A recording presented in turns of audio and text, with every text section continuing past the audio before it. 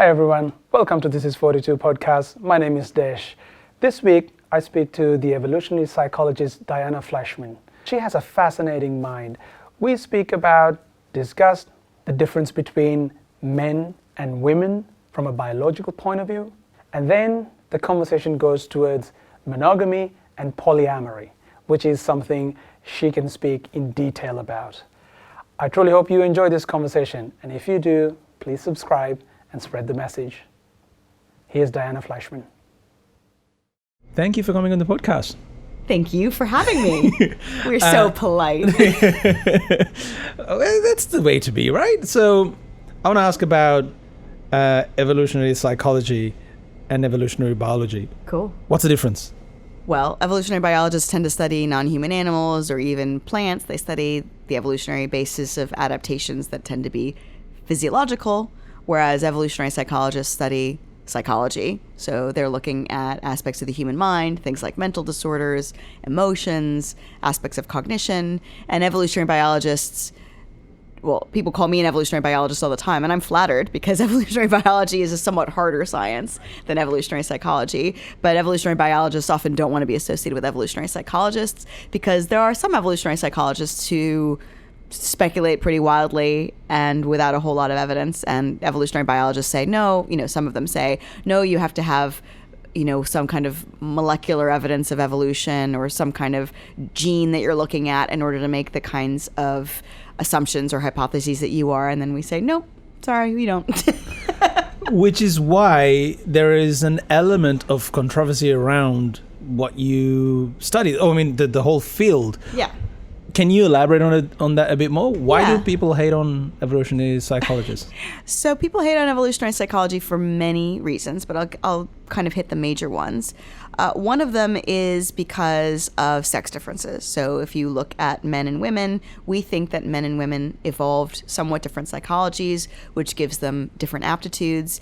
And so we say that men are better suited for seeking status, which they tend to do. Women are better suited for example, caring, nurturing, having kids. They're more verbally fluent, that kind of thing, right? And so people say that we are trying to promote the status quo, that we're actually just promoting a conservative agenda by pretending to do science. And there was a study done in 2007 of evolutionary psychologists and showed that they're actually not more conservative than other people. I would say that I'm actually a transhumanist, so I think that we should try to rise very far above our inherent biology. It wouldn't bother me at all if people were using womb transplants or if, men could carry offspring or anything like that. That would be fine with me. I just think that we have to know where we are at in terms of our psychology and our evolution in order to get beyond that. Another reason that evolutionary psychology is controversial is because a lot of stuff comes back to sex. So sex is the way that people get their genes into the next generation. And so there's a lot of stuff about sexual reproduction, sexual proclivities, stuff like that. And evolutionary psychologists now have been talking a little bit more about possible ethnic differences, but the original people involved in evolutionary psychology, Lida Cosmides and John Tooby, said that there was a universal human nature, that you shouldn't expect actually racial groups or ethnic groups to differ in their fundamental psychology, and they had a whole bunch of reasons why they thought this wasn't the case. And right now, there's a bit of a schism going on where people are talking about how there might not be a totally universal human nature. I even read a paper that said that there might be different numbers of personality traits. So in the West, among weird people, that's Western, educated, industrialized, rich democracies. So that's weird. Right. We are said to have 5 personality characteristics. That's openness, conscientiousness, extroversion, agreeableness, and neuroticism. But some people who've been studying hunter-gatherers say, no, some people only have 2 personality characteristics, or there could be other personality characteristics. And it's possible that this is also, something to do with culture. And getting back to weird people, that's another somewhat controversial thing, is that it's very hard to collect data from hunter-gatherers and from people who don't live in these kind of Western industrialized regions. And is it really possible for us to talk about evolved psychology when we're only studying people who live in an environment very far removed from the environment in which we evolved? Right. So what do you specialize in? So I specialize in a couple of different things. I did my PhD on disgust, and I was really, really interested in disgust for personal reasons. When I was a kid, my mother had obsessive compulsive disorder that was not exactly, debilitating, but she definitely spent a lot of time washing things in alcohol, washing me in alcohol. And Washing you in alcohol? Yeah, she only would wash me in mineral water my father had bought from the store that she had then boiled and then put alcohol in. My mom was really obsessed with cleanliness and hygiene and stuff. Okay. Yeah. And then, the first thing that I did when I finished my PhD was to do a tour of public toilets in India. So my mother's like, oh, I could see all that was for good reason. No, so I studied disgust, and I'm really interested in it. And I'm also very disgust insensitive. I was always really puzzled by my mother's disgust sensitivity. I really have always taken after my father psychologically. And so to me, it's fascinating that people are so disgust sensitive, what they're disgusted about. And because it's an area that is gross, it actually hadn't been really exploited fully. Not very many people were studying it when I started graduate school. And because I found it inherently interesting, because I'm really a 12-year-old boy, I started looking at it, and I thought it was a place that I could make my name. Another area that I looked at was bisexuality and human sexuality. So I did a study where I was saying, if you look at sexual orientation as a bell curve, then you have to think about why would people be bisexual? And one reason that people would be bisexual is because sex isn't just for reproduction. Sex is also a means of affiliating. You see this in a lot of other species as well. In many monkey species, if one male doesn't want the other male to beat him up, he will bend over, basically, because it's better to bend over than to get beat up, on average. I mean, maybe not to our dignified responses, but to monkeys, they don't mind. And also, there's another reason that animals engage in sexual play with the same sex, and that is to affiliate. Because sex feels good, you can reinforce another individual for their behavior towards you with sex. And so what I speculate, I hypothesized, is that bisexuality is actually the optimal sexual orientation. I mean, not just because I'm bisexual, but also just generally. And because you can get the sexual, the direct benefits of being able to reproduce. Because, people who are totally gay, they have, they sometimes have kids, but they have some difficulty having sex with the opposite sex. Whereas you also get the benefits of being able to affiliate with people of the same sex. So you get both of those benefits. And I did a study looking at progesterone in men and women. And now I'm looking at other stuff as well. Now I'm looking at how people use reinforcement and punishment with each other. So I'm doing some studies about how we kind of train each other. So throughout our evolutionary history, if you wanted somebody to help you out, the best way to do that would be to reinforce behaviors that helped you and to punish behaviors that didn't. And, how do we do that, especially in kind of close personal relationships? Why are women often punitive if a man forgets, for example, an anniversary or a birthday? And why are men often punitive if a woman implies that he will get sexual access and then he doesn't? Or if a woman seems to be very interested in a man's resources or money versus other aspects of his personality. So those things are what I'm working on right now. Wow, that's all right. There's a lot there. We'll unpack. Yeah. So I'm going to start off with the thing you basically early in your career discussed is something that you're fascinated by, which is in itself fascinating because by definition we shouldn't be, because you don't want to look at anything disgusting, but you went and studied it. So what was your finding? Like what's the snapshot of your study? Cool. So right now we're trying to, there's a replication underway of my PhD study. So when I was talking about falsification when I did Cafe Classroom, I'm actually possibly going to be falsified, which is better than being canceled, but still not so good. So my research showed that women who are in their luteal phase of their menstrual cycle, not important to know that much about it, but essentially women have higher progesterone during this period and their immune system is somewhat downregulated. And that's a way of protecting the embryo. So an embryo is half the woman's cells, half the man's cells. And the way that your immune system tells if it should kill something is if it has a different genetic signature than you do.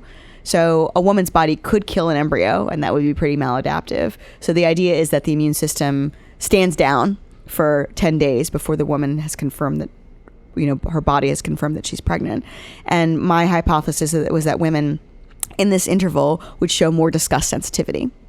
And so I did a study showing that. That was my PhD study, showing that women are more disgust sensitive when they are have higher progesterone. And then there's been studies back and forth. One study that didn't show that at all, but I used pictures, and this other study used a verbal battery. So how disgusted on a scale of 1 to 7, Desh, would you be if you stepped in dog poo? I get what you're getting at. No, but you answer the question. I don't know. 5? So were you imagining stepping in it barefoot on a rainy day, on a dry day, in the sunshine? Was it a little dog's poo? Was it a big dog's poo? So you could see how using pictures is a little bit more objective than using a verbal battery. But we'll see how that happens. And then the other study that I did was looking at sexual arousal. So there's a Freud quote, which is, a man might be happy to kiss a young woman passionately, but he might be disgusted to use her toothbrush. I'm paraphrasing here. I see. And so sexual arousal does diminish our disgust response, and it seems to happen more with men than with women. Men who are sexually aroused say that they're more interested in sexual things that they would find disgusting in the cold light of day or in an unaroused kind of state. And so I did a study looking at women and whether or not disgust dampened their arousal, like whether, maybe dampen is the wrong word here, if disgust reduced their arousal, or if disgust and if sexual arousal actually reduced their disgust sensitivity. So we brought women into a room, we showed them pornography, and then while they were watching pornography, they had a probe in their vaginas, which is called a vaginal photoplethysmograph. Just call it the probe, it's a little bit easier, and that measures how engorged the vagina was. And what we found out was that women who had looked at disgusting stuff before they looked at pornography, they didn't get aroused. Not a big surprise there. But we also found that sexual arousal didn't diminish disgust in women. And there's a few other studies. I did a study with a graduate student of mine showing something similar. So it does seem like sexual arousal reduces disgust in men, much more so and more reliably so than it does in women. And women are just more disgust sensitive in the sexual domain generally, which is, makes sense given how much costlier sex is for women than for men for a variety of reasons. A general pushback from some politicians, policymakers, and some elements of the public is when certain research is funded from taxpayer money. Yeah. They ask, well, what use is this? So when you mention a study like that, what real life application is there from those results? Yeah, so there's a guy in the Netherlands and some other people who think that disgust is a really important way of understanding sexual dysfunction or low sexual desire. So one thing is that can really make somebody's life much worse is if they don't feel like having sex or they don't enjoy sex. So I would just argue from a public health perspective, if you care about people enjoying pleasurable things in their lives, then sex is one of those things. And that's something that I think taxpayers could like. And another thing that, if you think about these interventions that they have to prevent people from getting sick or illness, or things like, if I was to say, do a study about how much more well-being people experience if they're in public parks, I don't think that the well-being that people experience in public parks is probably as nice as the well-being people experience if they're having good sex with somebody that they like. And yet one of those is less controversial than the other, because sexual pleasure is always more controversial than park pleasure or the pleasure of being in nature, or even the pleasure from eating food, even though food also has its problems in terms of as a source of pleasure. Is disgust a uniquely human quality? Yeah, so there's pretty good evidence that it depends on how you define it. If you define disgust as avoiding anything that's pathogenic, then even C. elegans, which is like a worm, even that organism will avoid toxins in its environment, right? But if you think about disgust as a facial expression, a shift in emotion, then it seems that it's pretty unique to humans. And I worked at a center for chimpanzee research when I was 19, 20 years old. And in that center, the only time I ever saw chimps look disgustedly at anything was at the rain. They don't like to get wet. And they will handle their own feces with very little qualms about it.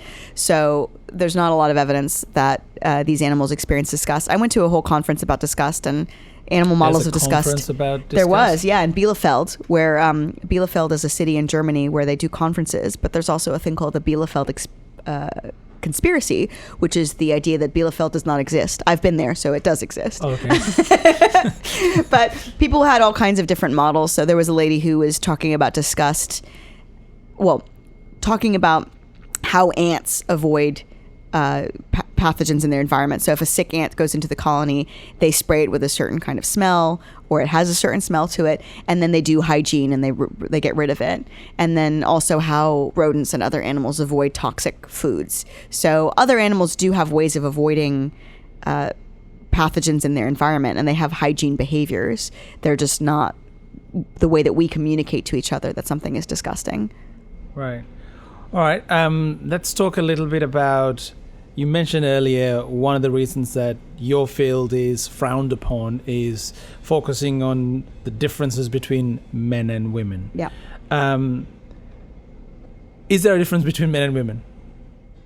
You're looking at me like, duh, but I'm asking. Yeah, so male and female is defined by gamete size. What is a gamete? I have the big gametes and you have small gametes. I'm sorry to tell you, Desh. Sure. I don't know what gamete is. What is a gamete? Gametes are sex cells. So I have ova, and ova are the largest cell in my body, and you have sperm cells, and sperm cells are the smallest cells in your body, and an ova is something like 30 times bigger than a sperm cell. So that's, if you define sex in the most basic way, whoever has got the big gametes is the female. Whoever's got the small gametes is the male. And usually that goes along with a whole different trajectory in terms of life trajectory, where they put their energy, what they choose to do with their investment or not. And, we just happen to have two sexes. I think there is a fungus that has 30 different sexes, which sounds like Brooklyn, really. So if you look at having big gametes, usually that flows on to also investing much more in offspring. If you're investing much more in offspring, then you want to choose carefully, where you get the half of the genes that comes from that. And then if you're getting investment from the other partner, that means that there's going to be a whole selection pressure for paying attention to how invested that other partner is in you. And in humans, where the amount of investment that goes into making a baby is just hugely different. So there's a term called minimal obligate parental investment, which is what's the very least amount of work that a man versus a woman could do that would make a baby that would become an adult that could reproduce.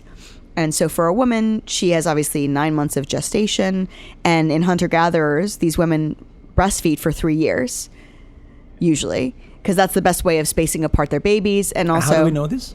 Because hunter-gatherer, studying people, anthropologists who study hunter-gatherer women, they often breastfeed for these long periods of time, and also because it prevents them from ovulating, so it's like natural birth control.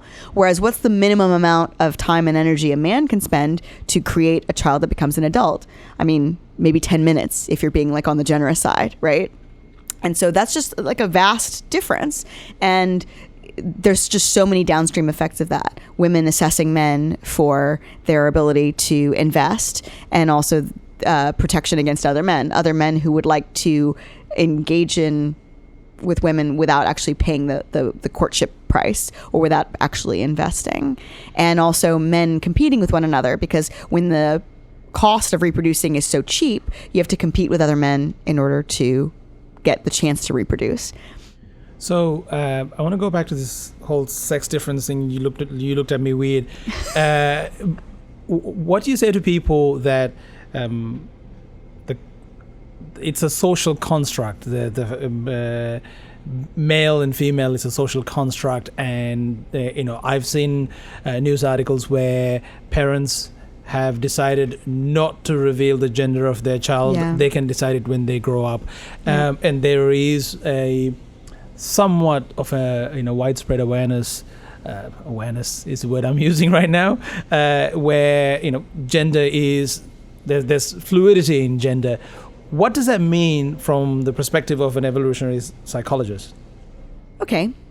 So I think that right now what's happening is that there's a very big focus on equality and inequality. And there are a variety of fields and domains in which men and women experience different kinds of costs and benefits. Something that people don't talk about very much is that women live on average 6 to 7 years longer than men do, which if I was going to be talking about oppression, I think living nearly a decade longer is pretty cool, but whatever.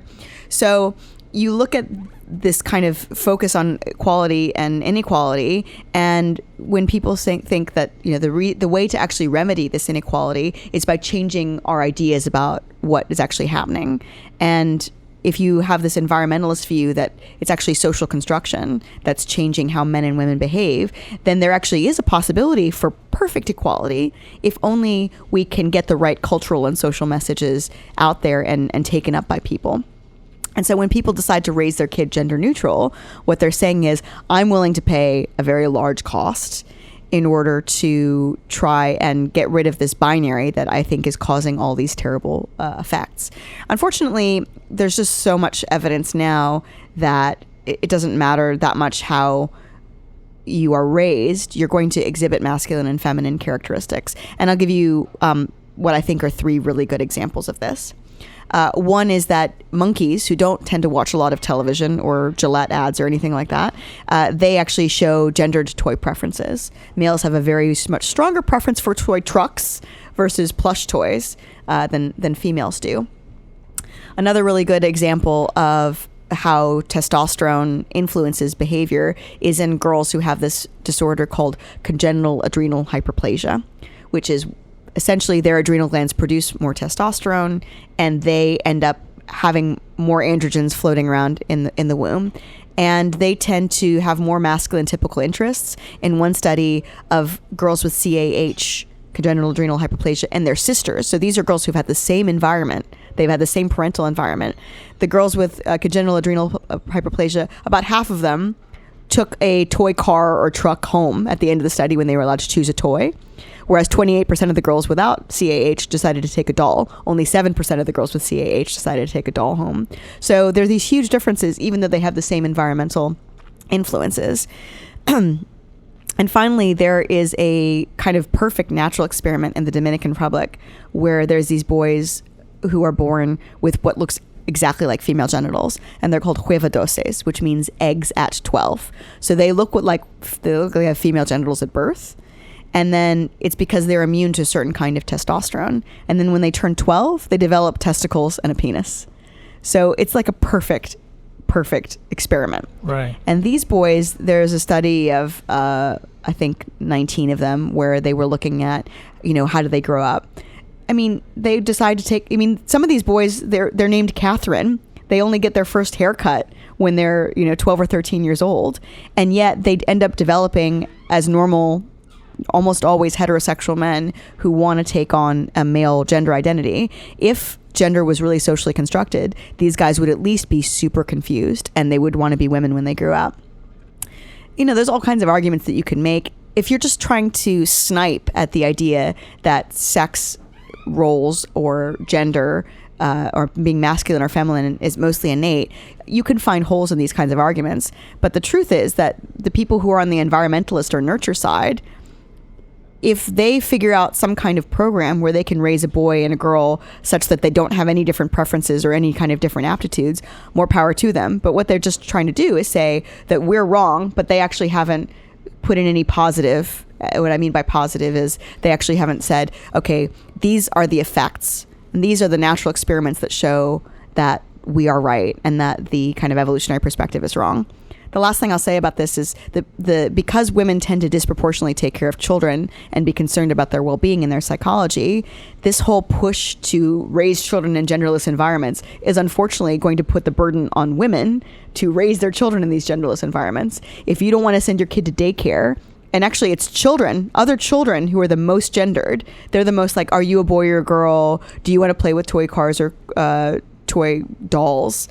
And if you give a child a baby, they'll treat it totally differently depending on whether or not they think it's a boy or a girl. So if you don't want your kid to grow up in a gendered environment, you're going to have to spend a lot of time hot housing them in a genderless environment. And, you know, I was catching a ride with this guy to, I'm such a hippie, to a breathwork workshop. And he told me that he tried to raise his kids as genderless as possible. Like, they were raising their kids in the 90s, and they had this strong opinion that gender was socially constructed. And what happened, his daughter designs lingerie, and his son designs construction equipment. It's just like one anecdote, but people like anecdotes better than data anyway. Right. I was doing some research for this podcast. What's shit testing? Is that shit testing? Is that an actual thing? Hey, Desh, would you get me a steak, even though I won't eat it? That's shit testing. So shit testing is you could also call it testing the bond. So non-human animals do a lot of weird things in order to test how closely affiliated they are. So there's one monkey species in which the males, I think it's the males, they'll actually put their fingers in each other's eye sockets. And they'll do that. Let's try now. They'll do it because they're just so vulnerable that if either one of them had a bad motivation, they would kind of, it's just a really good test in terms of vulnerability. Now, shit testing is what the kind of red pill on manosphere calls it when a woman tests a man's investment in her. And there's a variety of ways that women do this. And I don't think any woman is immune to it, because even though I know about it, I do it anyway. And it is essentially testing the bond to test both a man's investment and a man's status. So unfortunately for women's kind of satisfaction, they're not looking for just one thing. So let's say I go back home to my fiance and I say to him, I want you to have fresh guacamole ready for me and fresh flowers ready for me when I get back. And I'm really more into guacamole than flowers, but here we are. So that implies that he's got to remember that. He's got to go out and get it. It has a very time-limited window in which it's good. These are all ways, somebody can tell you they love you all day long, but if they're actually not showing you with behavior that's difficult to accomplish, then it doesn't really work. In a similar way, what are romantic gifts? Like a toaster's not a romantic gift. Getting your oil changed a year for free on the Metro card. I mean, I'd love that, but those are all not romantic gifts because they're too practical. They actually have an outcome that is useful. What's considered romantic gifts are actually things that are useless. Diamonds, flowers, perfume. It's not totally useless. So stuff like that. So what you're doing is you're trying to amplify the signal of caring without the noise of, actual practicality. So the shit testing is not all that stuff. Romantic proof is what I'm talking about in the last iteration. Right. But shit testing can be something like starting a pointless argument, or stressing out your partner, and then seeing how lovingly they react to you when they are really at their wit's end. That's a much better indicator of how much somebody likes you than how they behave towards you when everything's going well. And you can see what your partner is like and their demeanor towards you in these sort of constructed, stressful situations. Right. And what's the evolutionary benefit of she's testing your partner? So there's a lot of cheap talk that happens, right? If I am with a man and he says I love you, I would never leave you, I actually know I get a much more honest information from him about whether or not he would ever leave me if I don't feed him until 3 hours past his usual dinner time, and then I see how he acts, right? And I also get more information about his status and what other kinds of options he has by testing that out than I do by any direct information, because people don't really have that much direct access to their emotions. And to, if somebody's about to leave somebody, it happens all the time. You hear somebody like, oh, I didn't know that I was going to break up with her. It's just, there's so much actually hidden from ourselves. It's so much that's actually self-deceived. So what's useful about it is that you actually get honest information. And unfortunately, there's not really any other way to get that kind of information. If you could just ask people and they would be totally honest about their feelings, then we could bypass a lot of problems. Unfortunately, though, in addition to the kind of shit testing, people often also punish each other for honesty. If I asked you, what did you think about that lecture I gave, especially if I asked somebody I was romantically involved with and they said, I've seen you do better. If I act nasty to them afterwards, they're going to be disincentivized from telling me the truth in the future. And so that actually makes it much more likely that I'm going to try to get information in ways that are nonverbal. So the few things we've just spoke about, it seems like that there are some evolutionary benefits of this craziness, but it seems also pointing towards two people staying together in a relationship. In other words, monogamy. Yeah. Is that how evolution... you see where I'm going with this? I do see where you're going with this, Desh. So, because there is an argument within both evolutionary psychology and biology what is the evolutionary norm? Is it monogamy or polyamory or any other form of pair bonding? There's this thing called frequency-dependent selection. Essentially, it means that there are strategies that are better for some people than for others. And monogamy is the best strategy, certainly for many people, and certainly often while a child is very young, when you have an infant, or when a woman is pregnant. So humans have always engaged in pair bonds. And there are some people who say that falling in love and romantic love is a social construction developed in the West, but it does seem like people fall in love all over the world. And when you've fallen in love with somebody, you are focusing most of your time and attention and effort on that person. You can even say romantic love is an adaptation to focus your attention on the person who's the best prospect that you have. The other day I was telling somebody that I thought he couldn't do any better than his girlfriend. I thought that he should try and date other people. And he's like, it's not that I don't think I can do any better. It's that I'm in love with her. And I said, being in love is the feeling that you can't do any better. That's what being in love is. Okay. I'm being a little bit ruthless, but that's what I think, essentially. So in terms of monogamy, it is true that we've always had relationships with other people and that people always have taken sexual opportunities when they can. It is the case that in some groups more than others, men think that they're the father of a child when they're not. And in 80% of societies over human history, there has been some degree of polygyny. That is, usually only high status men will have more than one wife or more than one female partner, whereas men who are lower in status tend to be engaged monogamously. So if I was to say, are we evolved to be monogamous or not, I would say, yes, we are actually evolved to do monogamy for periods of time, but monogamy forever is pretty unnatural. And polyamory, I've never argued that polyamory is natural. I've just argued that it's a way to satisfy a variety of your romantic and sexual desires while in the context of behaving really ethically with other people. And some people say it's way too complicated. I understand that. But, to a monk, monogamous dating also seems really complicated. So you have to always decide your level of complexity. Celibacy is always going to be the simplest option. So just for context, what is polyamory? Polyamory is a way of romantically dating other people or getting involved with people where you don't just have one person that you're romantically associated with. Usually you have more than one person, or at least you have an agreement where you can be romantically associated with more than one person.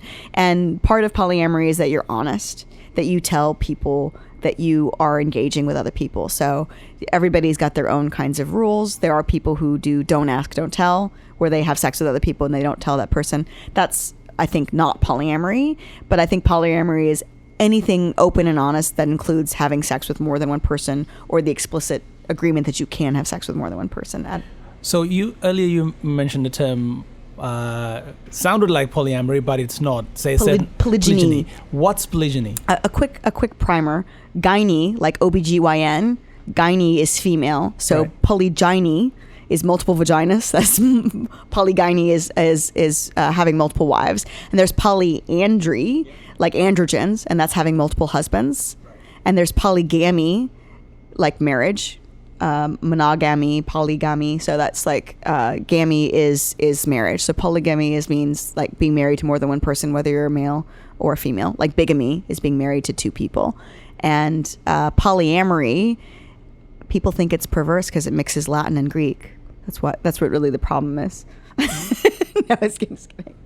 But polyamory is just means more than one love, and people really differ in the way that they conceptualize it. Again, I brought this up with you randomly. It's not random because you advocate to a certain degree by talking about it, and also the concept of polyamory. Personally, I didn't know that this was a thing up until about December last year. Yeah. And then when I found out, I didn't even know there was a technical term for it. A friend of mine told me that this is how he's living his life. And at that point, the only term I knew how to describe that was an open relationship. Yeah.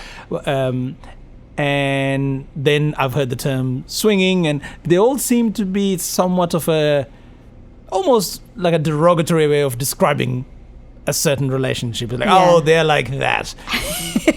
Right? So when you describe polyamory, you're talking about something quite different. Well, there's also like consensual non-monogamy. There are some, so it has to do with kind of political affiliation. Polyamorists tend to be super hard left, right? And swingers actually tend to be super hard right. Yeah. So that's one reason they like have weird feelings about each other. But I actually think swinging, if you think about the ways people model their relationships as a form of technology, which is like how I like to think about it, the technology of having sex with somebody new when your partner's having sex with somebody new is, in my view, actually really brilliant, because it's pretty hard to be jealous when you're having sex with somebody new. Those feelings are actually pretty mutually exclusive. It's hard to feel that way. So that's what swingers have done. And swingers very much prioritize their primary relationship.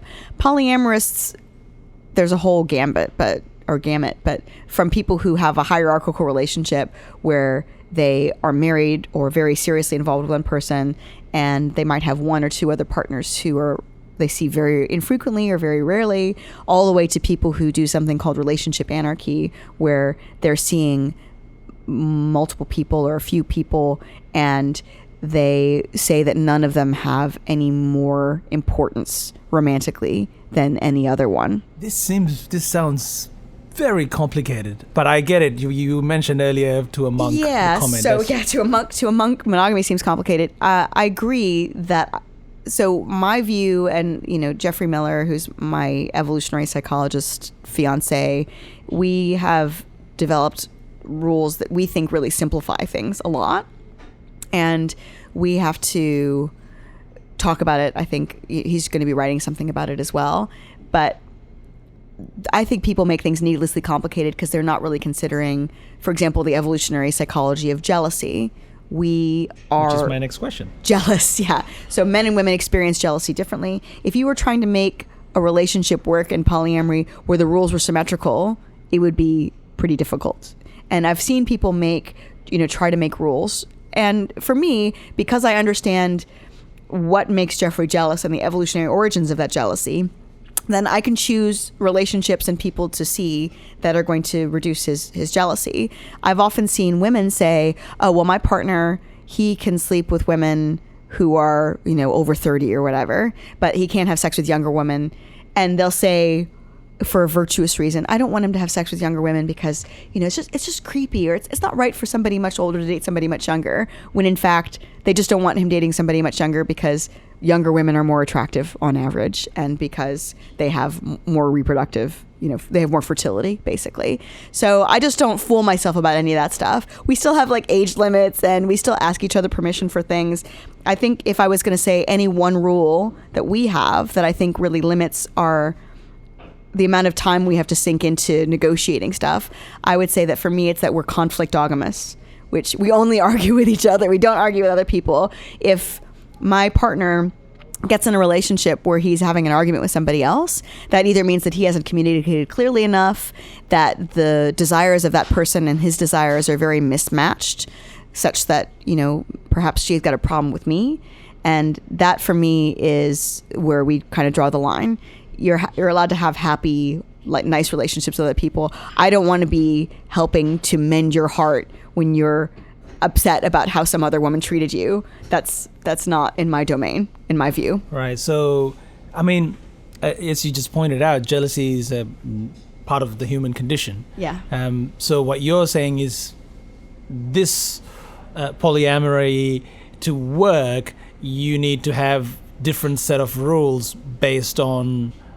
Well, not even always rules, but yeah, for me... Guidelines. Yeah. So I'll just say another thing, like women are much more likely to flake out on dates. Like they're more ambivalent than men are. So if I have a date, I'll tell my partner like 3 weeks ahead of time. I'll give him a long time to find somebody else that he can go on a date with. And I do that just out of consideration. We don't have a proper like rule about that. You know, in the same way that I said younger women are more jealousy inducing for a woman, a man with high status is more jealousy inducing for a man. So if I, like, let's say there's two guys I'm interested in, one is like 25 and the other one's like 50, right? One's wealthy and the other one's like a student or something like that.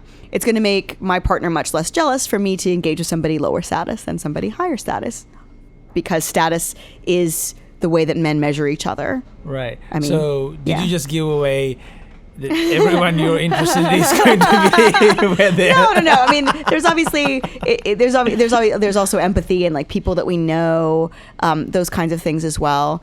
And then polyamorous people have this notion called compersion, which is this idea that you can feel happy at another person's pleasure. You can feel happy for somebody if they fall in love with somebody else.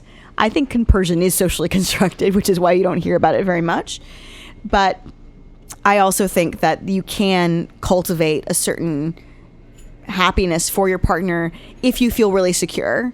So I've been seeing my partner for 4 or 5 years. I've seen lots and lots of other women kind of come and go. And I've seen him, you know, immediately after he goes on a date with somebody else he's really excited about. And it doesn't actually cause him to treat me badly. And if, you know, there was a contrast effect where I was getting treated really badly right after he went on a date, yeah, that would make me crazy jealous and that would make me really irritated.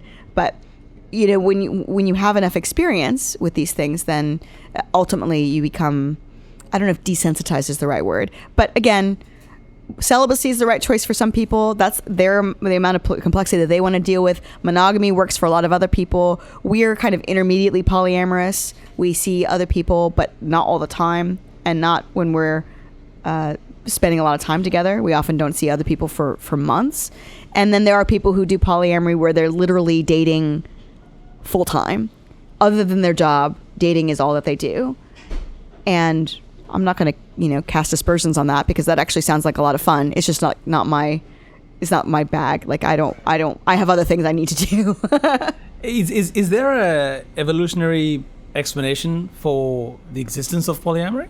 Well, I think that what we're doing is we're kind of putting modern day standards of honesty and ethics on something that people are inclined to do anyway. I mean, there's a reason why when you have sex with somebody the first time, it tends to be hotter than when you have sex with somebody for the 500th time.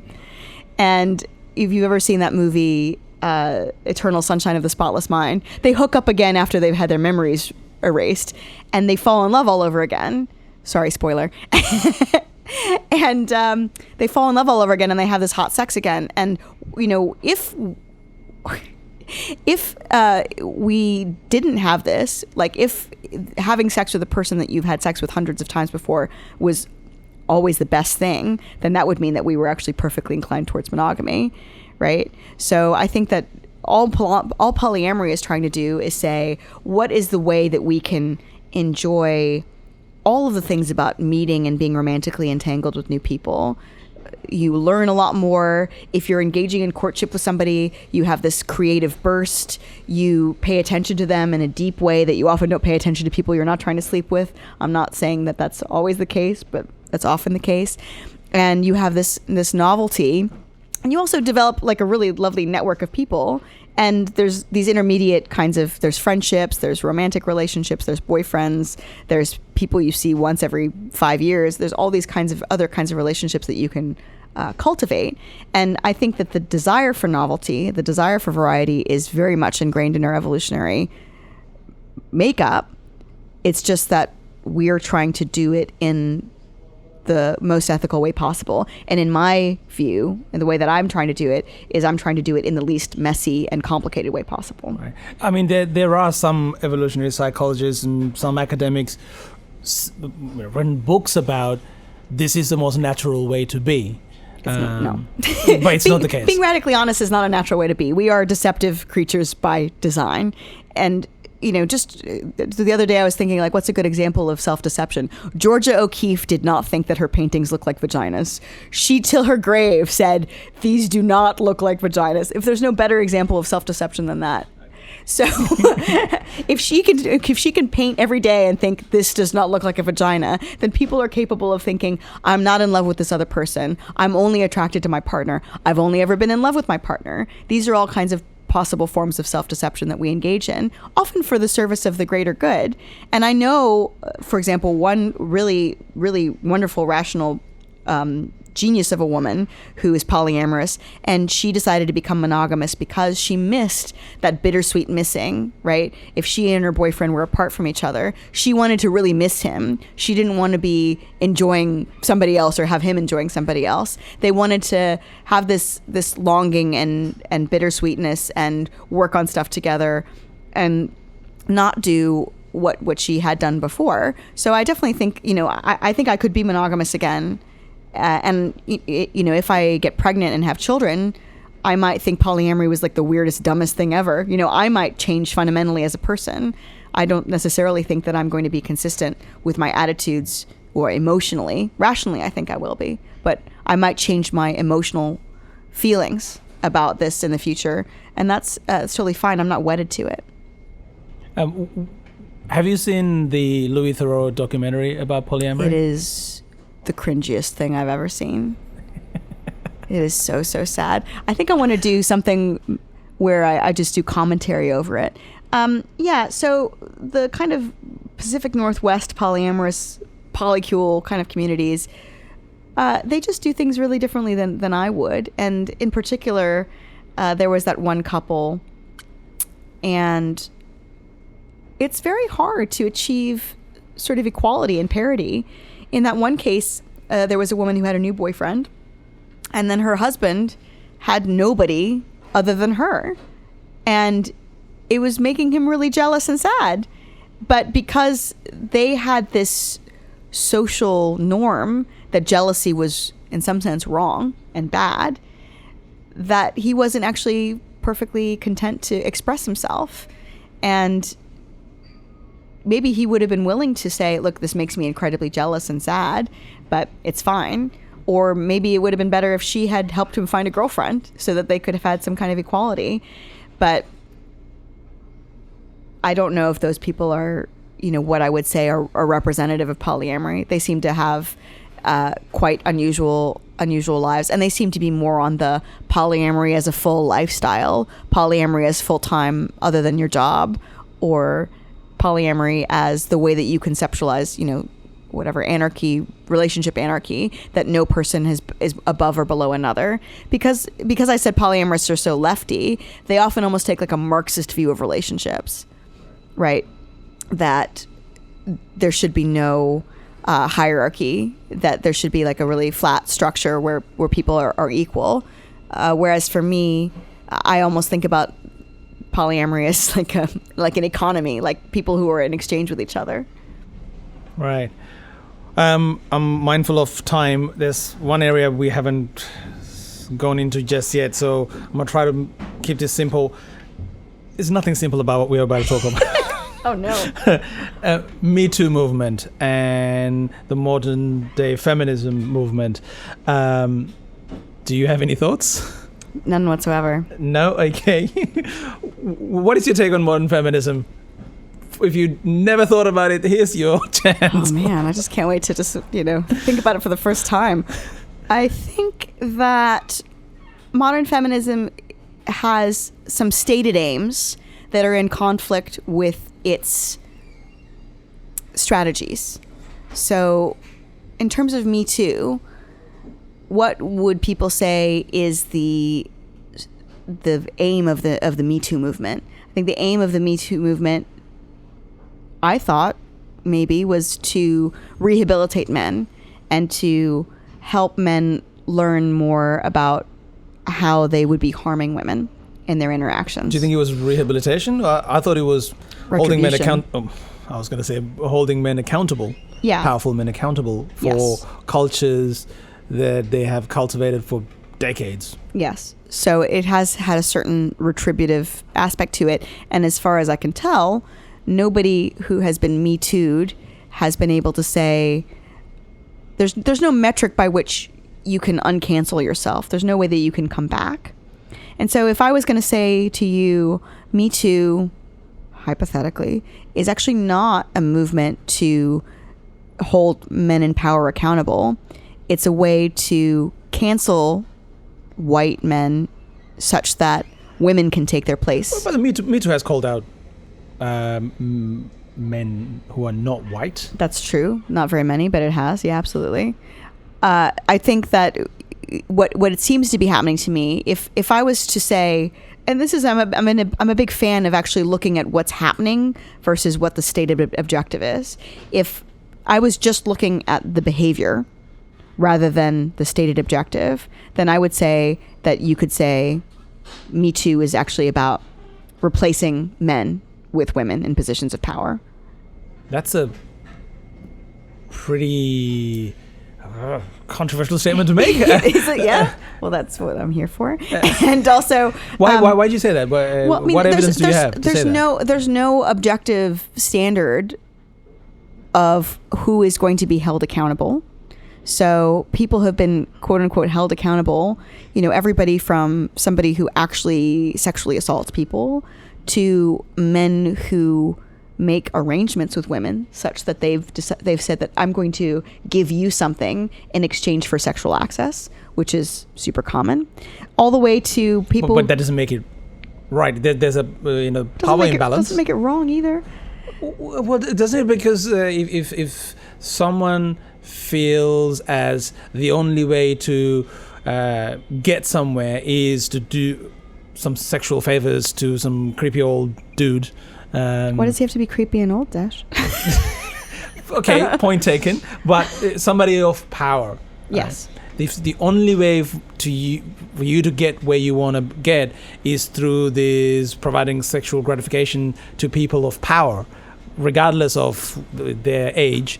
Isn't there something inherently ethically wrong with that? I think that having that be the only way that you can get something that you want is, as they say, problematic.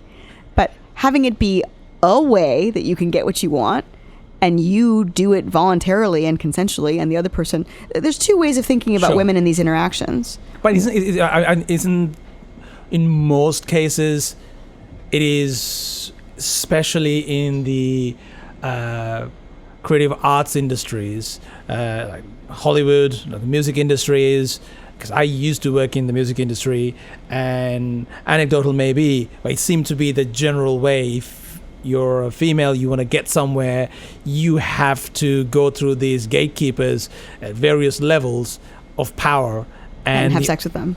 Only way to get through some of these gatekeepers seem to be through sexual favors, which seem to be an awful way to get through. Yeah, I think that if you're trying to optimize for people who have musical talent, optimizing for people who are willing to have sex with the gatekeepers is not ideal, but that's music. I mean, I don't know if there's any objective standard for musical quality, but if you are looking at women in two different ways, what I've seen in terms of the Me Too movement is women who are being considered in this way, like this is the only way that they could get that, get to where they wanted, was through sexual favors, and really feeling the feeling that they had done something incredibly like degrading or harmful. Like if these women had been asked to, I don't know, kill a puppy, it would have been considered better than to have sex with kind of an older man who is a gatekeeper for them. I don't necessarily think that saying that every time a woman has sex with a man in order to, increase her or improve her career trajectory, I don't think it makes sense to say that that's always immoral or unethical. I do agree with you that if it's the only way that she can get where she wants to go, that's a serious problem. And the last thing I was going to say is, does this get edited? It can be. I had something else to say. Hold on.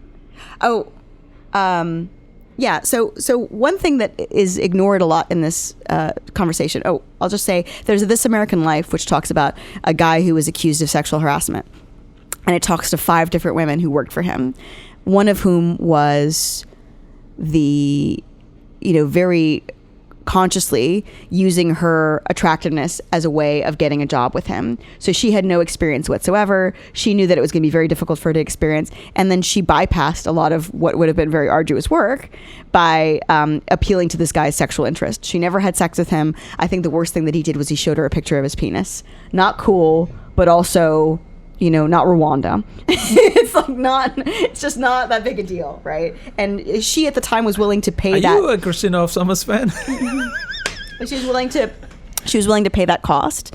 Yeah, so I agree with Christine Hoff Sommers in that she says that, we have this kind of babe in the woods mentality about women and not considering the ways that they're actually using their wiles and in a Machiavellian way, trying to get what they want. So I agree with you, but it's just I think it's very hard to police, because somebody can say after the fact, when it's politically expedient for them, I didn't want to have sex with that guy. I had sex with him because I thought it was the only way that I could get ahead. Or you could see women as intelligent actors the same way that men are. And to me, I think that the last piece of the puzzle that people have difficulty talking about is something that's called hypergamy. Women tend to be attracted to and want to have sex with men who are high in status, regardless of whether those men can actually do anything for them in the near term. And this is why, Donald Trump, who is definitely not a looker, has gotten a lot of sexual access with a lot of women. Is because he was very high in status. He's also on record saying how he will quite blatantly sexually abuse women. Well, I don't know if he was saying he would sexually abuse them, but I think he was saying that that women don't object when because he basically was bragging to somebody else. And what men brag about and what men do, I mean, not every rap album is a true story, is it? Sure. Right. So this guy was, I think Trump was doing something quite similar in that case. In any case, what he was saying is, I have such high status that I can get sexual access much more quickly. But then he also has like 40, 50 women suing him and then he's settled with many of them. So he actually act on Trump it. is a bad example, but men who are high in status do get sexual access at a much higher clip than men who are low in status, right? And so it's very difficult right now to distinguish what happens if a woman who is consensually interested in somebody who's higher status than her. Right now, we're just looking at that as problematic. He's in a position of power. He's exploiting his place. But this all assumes that women have no sexual desire for men who are higher in status, that they're just as happy to be with somebody low status as high status, which has not been shown to be the case in 39 cultures and samples of 10 and 20,000 people, that these women had no idea that they were using their sexual access in order to get anything in return. And, in a lot of these cases, I think that as long as there's not some kind of retribution where a man cuts off a woman's access to resources or her promotion because she says no to sex, I think people should be able to have consensual sex. Right now, it's very difficult to tell the difference between people engaging with each other consensually, with all the complications that I said, women being attracted to men high in status, women sometimes using sexual access as a way to get ahead from other things. I'm not saying that men have not abused women. Men have definitely abused women. Women have definitely had to endure terrible things. There are women who are not at all interested in using their sexual appeal in order to get men's attention or get ahead in the workplace. That does happen. But I am saying that there are some women who do like to do that. And right now, it's impossible to distinguish them. And I don't think that all women are virtuous actors such that they won't, when it's politically expedient for them, use sex one day to get ahead in a way that's totally consensual, where both parties agreed, and then the next day use it to get that guy fired. I don't think that's the thing that never happens.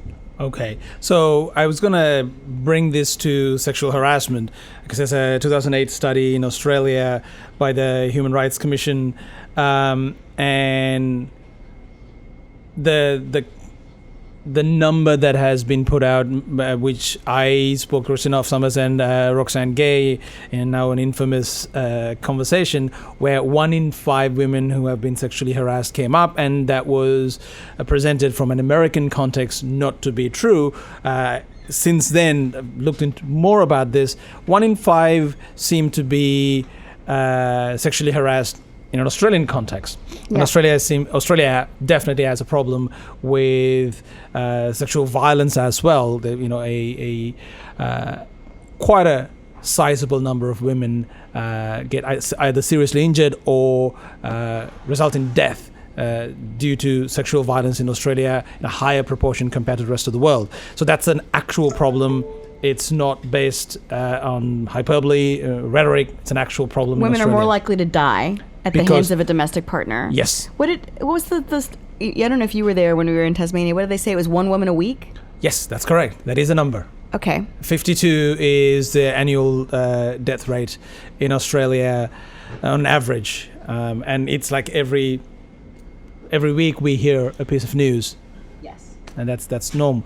So when we talk about, sort of this Me Too movement and some of these things being brought to light, and when you take countries like, say, India, Sri Lanka, Bangladesh, Pakistan, where talking about sex itself is a taboo, and you hear horrible stories, this power imbalance and these kind of things, they seem to exist. And I think Me Too in those contexts really have some power to change some societal norms. Yeah, I think it's terrible for a woman to be groped in the street when she's just minding her business and doing what she needs to do. And I also think that sexual harassment is, it can be really terrible. It can be really terrible for people to make kind of unwanted, certainly touching and comments and things like that. My experience, and I don't know about this Australian study, but my experience has been... I will send it to you. You sent it to me, is that I recently reviewed a paper which was very critical of this sexual harassment in STEM study, a report that came out, I want to say a few months ago, maybe last year. And what this report did is that it said that there was this rampant sexual harassment in STEM, but what it did is it just asked women, has a man ever told you a sexual joke? Has he ever made a comment about your appearance? All these different things. And then it actually took that number, which was a very high percentage, and didn't ask women, did you feel affronted or insulted or uncomfortable with this kind of attention? So I do think that you should really ask women about how they feel about it. I mean, if somebody tells me a dirty joke, I'm really happy. Like, I have got no problem with that. If somebody tells me that I look nice today, there's a big difference between saying your hair looks nice to saying, nice nipples. Like, that's a very big kind of difference. So I also think it's very strange the way society has been talking about things like 52 women being killed a year in Australia at the hands of a domestic partner and sexual harassment and Me Too kind of in the same breath, as if patriarchy and male entitlement is at the core of all these things. I think that in terms of sexual harassment, women just differ so much in what they are comfortable talking about and hearing about. I do work with sex researchers. I talk about sex, even personal sex life stuff with them all the time. And to me, unless they say something like, if you have sex with me, I'll do X, Y, Z for you, that kind of thing, I don't think that it's really risen to the level of sexual harassment because I'm not uncomfortable with it. Whereas these women who are being abused by their partners, that's a whole completely different problem. They've actually found that most of the time these women report men for abuse. The women don't actually want their men to go to prison. They want them to come back. They often don't end up pressing charges. They go back to them repeatedly. I mean, there's a lot of these kinds of issues where and then the men, the best intervention, and there's a whole Freakonomics about this, is actually to do an education program with the men to tell them how it's not in their best interests to beat their female partners, which is something that offends people because they want retribution for these men. They actually don't want to rehabilitate them because they think what they've done is so repugnant. So this happens in so many different domains that I can't get into, where people are more likely to want to do the emotionally satisfying punishment than they are to do an intervention that will actually be more likely to work. But I don't think that Me Too has, other than it being something about usually men's behavior towards women, has almost anything to do with something like domestic violence. Right. Well, this is an area that I would like to talk for another hour. I just realized we've gone over an hour mark, and I'm conscious of your time and what we have next. I remember this is the bit that got very sticky during the last, conversation between the two feminists that fundamentally disagreed with each other. But I don't want to wrap up on a note that is sort of contentious. I want to talk about... Good luck. No, this is something I know we'll get there.